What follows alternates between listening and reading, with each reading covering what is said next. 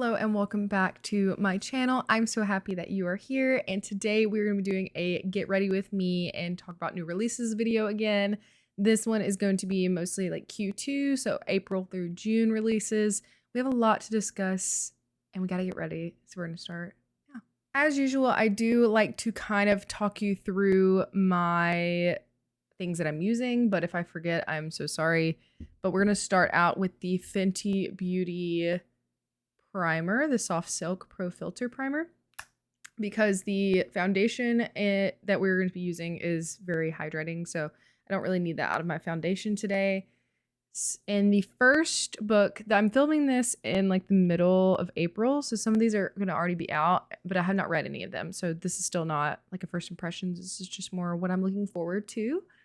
And the first one that we're going to be talking about actually came out on April 7th. And this is a sci-fi book called The Subtle Art of Folding Space by John Chu. And this one is described as like a sci-fi fantasy, but also talking about like generational trauma, which sounds very interesting to me. That is something that I am very interested in exploring in books.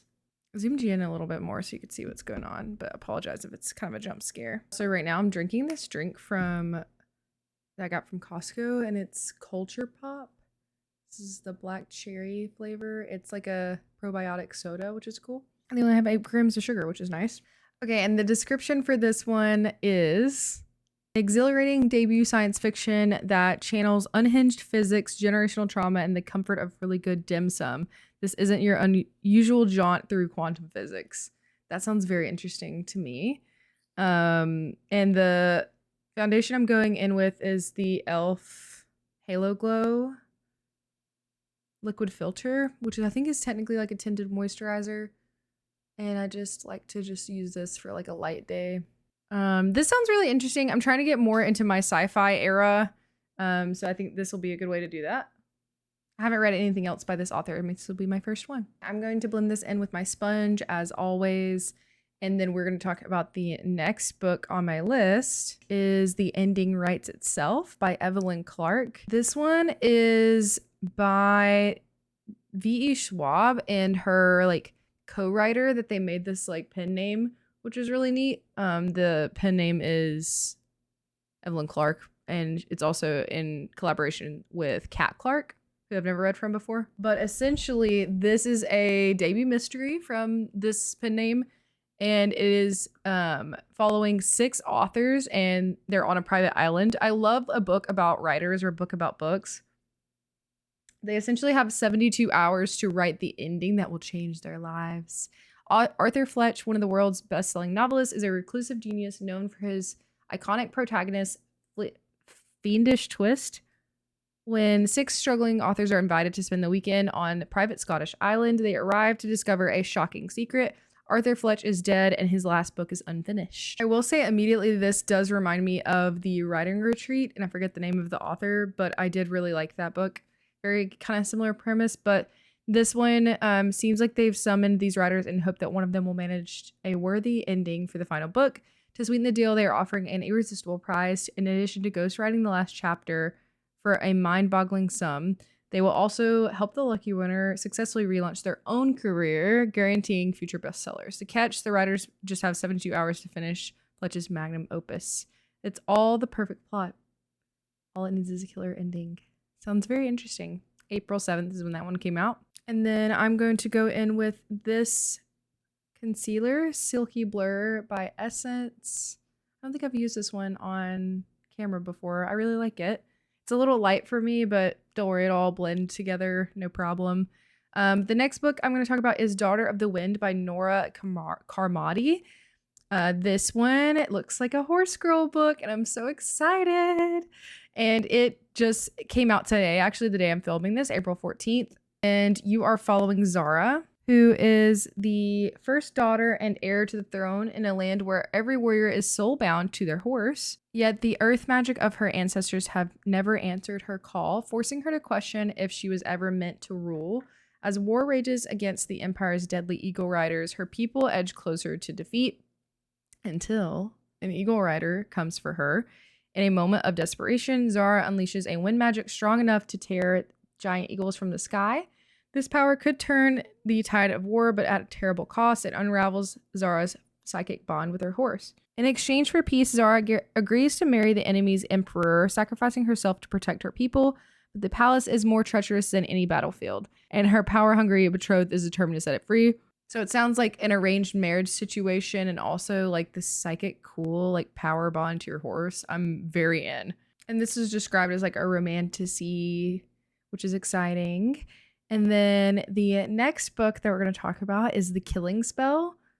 And this one is like a paranormal mystery that takes place in Hawaii. And then while we do that, we're going to set our concealer with the e.l.f. Halo Glow setting powder using our sponge. So this one is by Shea Kawi. In this spellbinding fantasy debut set in a future where language magic reigns, a young Hawaiian woman must solve a murder to clear her name.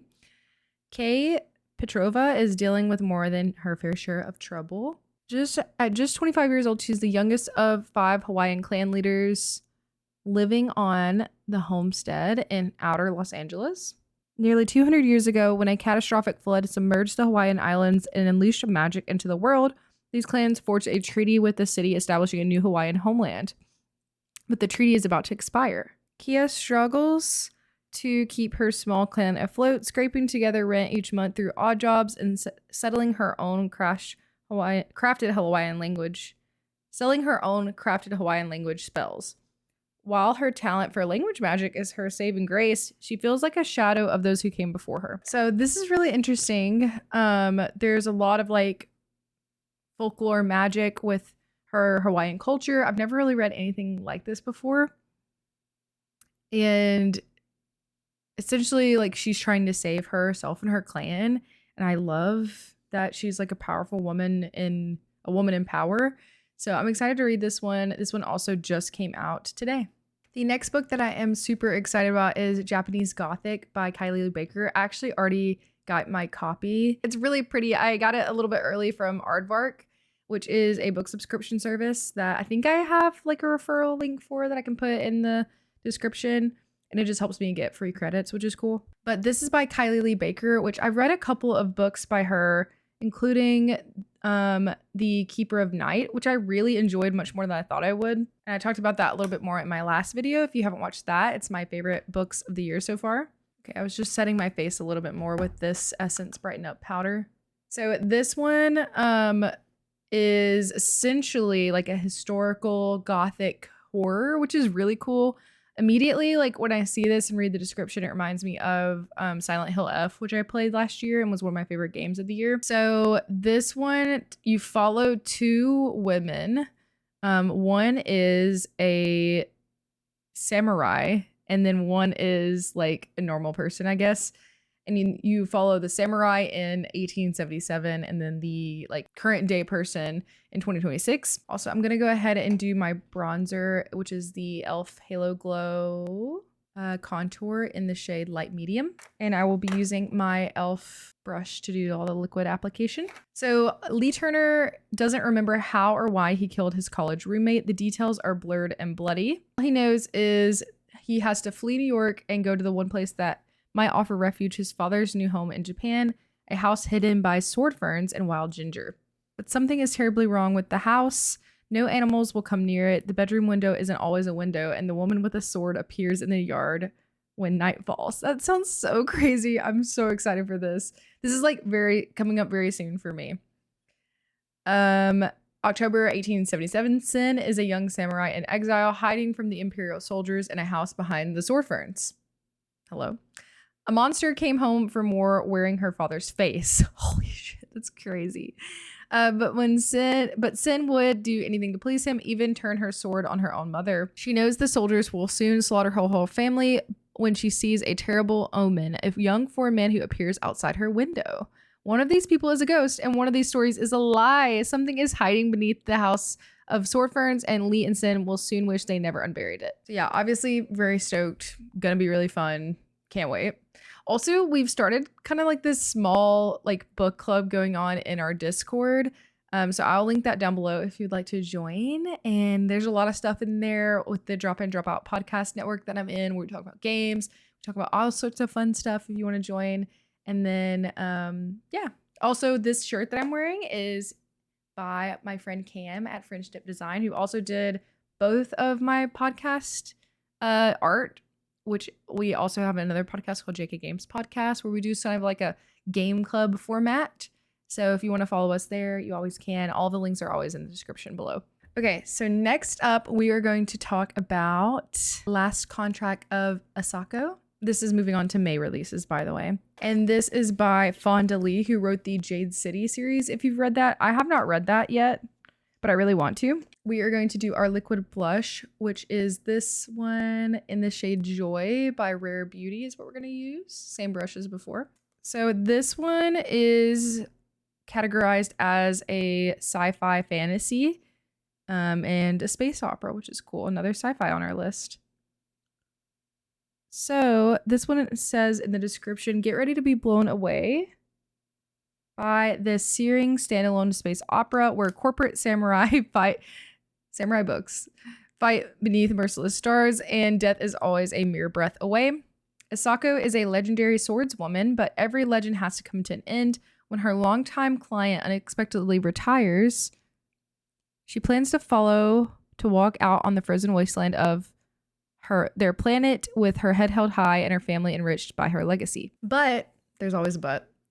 When a competitor offers her a final mission, it's one she can't refuse. Soon she's thrust deep into a world of corporate espionage. That sounds crazy and very exciting. Dusty-bound duels and shadowy secrets. When what she uncovers will change humanity's existence in the stars forever. That's so exciting. And that comes out on May 5th. The next book we're going to talk about is Accumulation by Amy Pokwatka. This is described as a paranormal horror. So this one is a twisty, searing conversation-starting novel about a filmmaker turned housewife who moves into her dream house and is forced to consider whether it's the house or herself that's haunted. That's also one of my favorite tropes. I love like is it haunted or is it like a mental situation?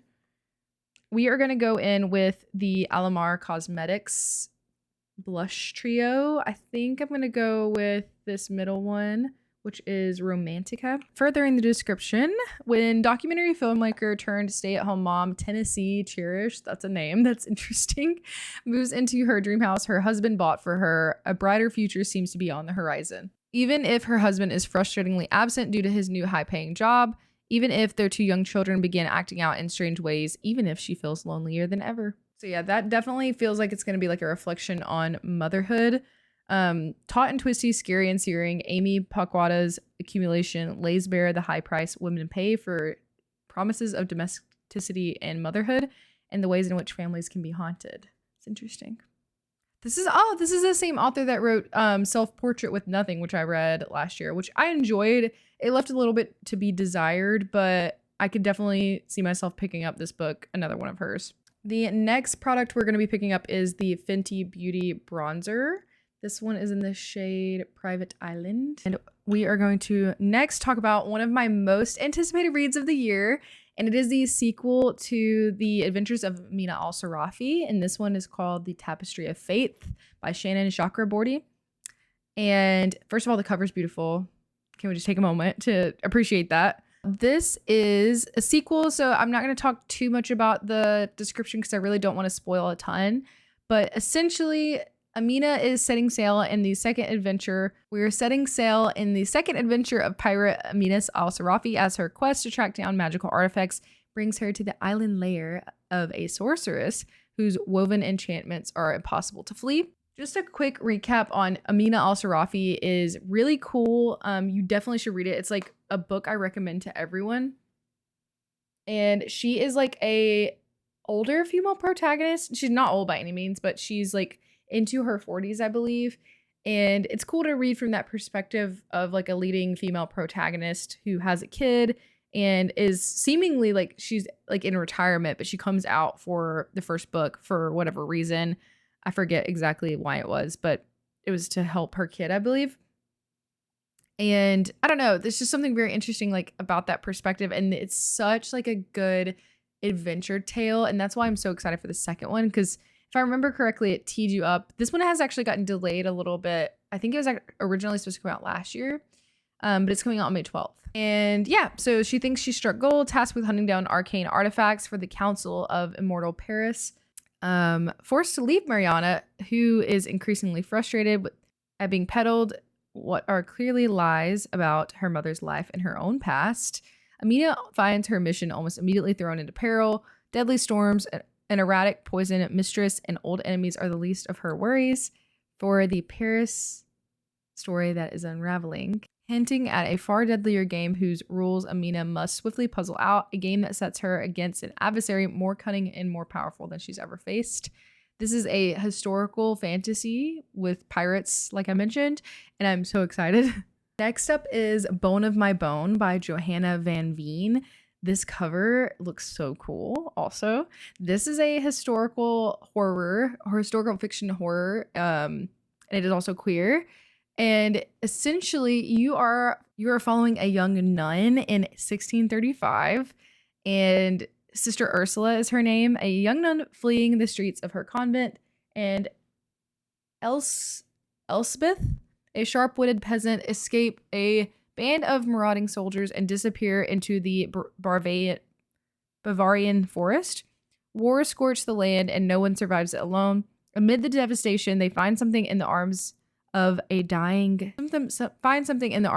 dying, the gilded skull of a saint. It is said that if you reunite the skull with her body, a wish will be granted. Desperate for salvation and with each secret desires of their own, Ursula and Elspeth follow a ragged map across the blighted countryside, but darkness follows them. A necromancer drawn to the relic's power, the saint herself, whispering at night, and as the lines between blessing and curse blur, the women must face a harrowing. At the journey's end, they'll face an impossible choice, one that could tear apart everything they know, or bind them each together forever. So, needless to say, I will be reading that when it comes out on May 26th. Next, I'm going in with the Rare Beauty highlighter in the shade Flaunt. So next, we're going to move on to June releases. This is The Secret World of Briar Rose. This is by Cindy Pham, and it is a lush and immersive queer Sleeping Beauty retelling about escapism, grief, and dreaming of a better world. As imagined by YouTube star Cindy Pham, I'm unfamiliar with Cindy Pham's game, but I will have to look it up. 100 years have passed since the last heir of Gildan fell into an eternal slumber and doomed the once mighty kingdom into poverty and invasion. So far sounds very much Sleeping Beauty retelling. At least that's what the fairy tales claim. Corin is a jaded thief who doesn't believe in fables, even when she searches Gildan's underground tunnels to find her younger sister, Ellie, who ran away to find the sleeping princess in hopes of a better life. Corin's conviction is challenged when she discovers the ruin of the ancient castle, maintained by beings from the King's Golden Age, who protect a hidden portal into Princess Amelia's subconscious. Following Ellie's voice, Corin jumps into the portal and seals the entry behind her. Entering inside the lush world of Amelia's dreams, the sisters reunite for the new adventure as they meet Briar Rose, Amelia's whimsical alter ego. Ooh, very excited for this. It's a fantasy romance. It's also tagged as YA, which is interesting, and as a retelling, obviously. So yeah, I'm excited for this. This comes out on June 2nd. We are going to lock everything in with our Morphe Jumbo Prep and Set Mist. Okay, a couple more June things we have to talk about. One is Sublimation by Isabel J. Kim. This one comes out on June 2nd. Sublimation is the debut novel by Isabel J. Kim, winner of 2 Nebula Awards. Very exciting. The border cuts you in two. When you immigrate, you leave a copy of yourself behind. One person enters their new country, the other stays trapped at home. Ooh, interesting. Some instances keep in touch, call each other every day, keep their lives and minds in sync in hopes of reintegrating and resuming life as one person. Others, like So-young Rose Kang, leave home at 10 and never speak to their other self again. Rose in America never imagined going back to Korea until her grandfather dies, and her Korean instance calls her home for the funeral. This is such an interesting concept, I feel like. I actually low-key added this to my want to read this and haven't read through it since I did that. So some of these are like a surprise to me, even though I'm excited about them. Sublimation is a literary speculative fiction novel that pits the lives we choose against the lives we leave behind. It's an immigrant story like no other, capturing the longing for another life and twisting it into a dangerous game of cat and mouse. So it's described as like sci-fi horror fantasy-ish. And I just thought this one seemed cute. This is Checking You Out by Jennifer Chin. Lizzie Wei is a huge book nerd and proud of it. When she realizes there's a mysterious reader who's been checking out all of her favorite books from the library, she can't help but get a crush on someone she's never even met. Like I said, I love a book about books. Friends make it their mission to find Lizzie's long-lost book soulmate and convince her to leave notes for her crush. But what if the person Lizzie's looking for isn't at all what she expects? Dylan Lin loves reading secretly anyway. Ever since a bullying incident at his last school, he's hidden his love of fantasy novels, instead leaning into his jock persona. It's giving Gabrielle and Troy. And next we have, when did that come out? That's a YA romance contemporary. And I just think that's so cute that they have these like library hidden notes. And that is coming out June 23rd by Jennifer Chan. I think I said that, but just double checking.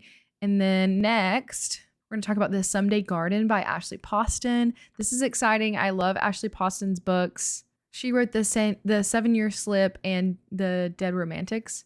This one follows the new head gardener at enchanting Lilymore House stumbles upon a secret garden with a mysterious man trapped inside in the next magical novel from Ashley Poston.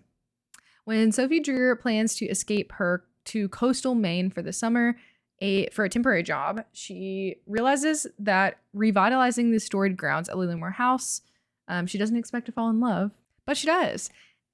Surprise! With the beguiling land, the fragrant flowers, and the towering hedge maze, with the quirky staff and the enigmatic woman that owns the place.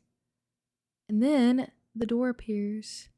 Never in the same place twice, it leads her to a secret and unfinished garden with a frustrated thundercloud of a man trapped inside. Despite herself, Sophie has come to care for the residents of Lilymore and just as much as she cares for its grounds. With the help of one man on the outside of the secret garden and one man on the inside, she might be the only person who can figure out exactly what Lilymore needs to bloom once more. So this is like a romance magical realism novel, which is kind of the vibe that Ashley Poston usually goes for, which is what I love. Like it's real stories, but like a little sprinkling of magic on the top, which I feel like is always perfect. And this one comes out June 16th.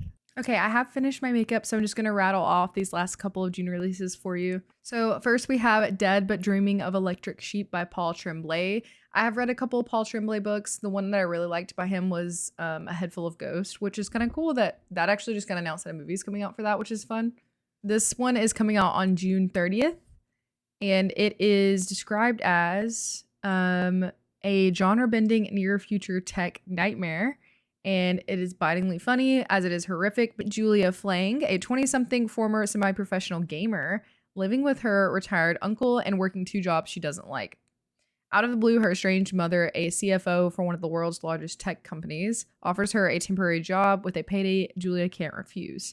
One sham interview later, she's offered to chaperone a man in a vegetative state, one with proprietary AI implanted in his head, from California to the East Coast. To sum it up in Julia's own, you want me to remote control this dead dude across the country. In a word, yes, but he's not dead. Meet a middle-aged man who wakes up with a disorienting hellscape filled with monstrous grotesquities. Worse than the fluid morphing reality in which he's trapped, he has no memory of who he is. He certainly doesn't remember getting the rabbit tattoo on his arm. He only knows that he must find a certain person who he can't remember. Using a cell phone modeled after a game controller, Julia fumbly navigates the man that she calls Bernie from the company campus onto planes and through one of the largest airports in America. All the while, the man endures an ever-changing and worsening nightmare that offers clues to who he was and who he must track down. As their 2 lives intertwine, Julia and Bernie become unlikely allies and fuges on a collision course with reality. This sounds so cool, and I'm so excited for this to come out on June 30th. Thank you guys so much for getting ready with me and talking about my Q2 most anticipated releases. Hopefully you found something that you are excited for and that you're going to pick up, and I'll see you next time. Bye.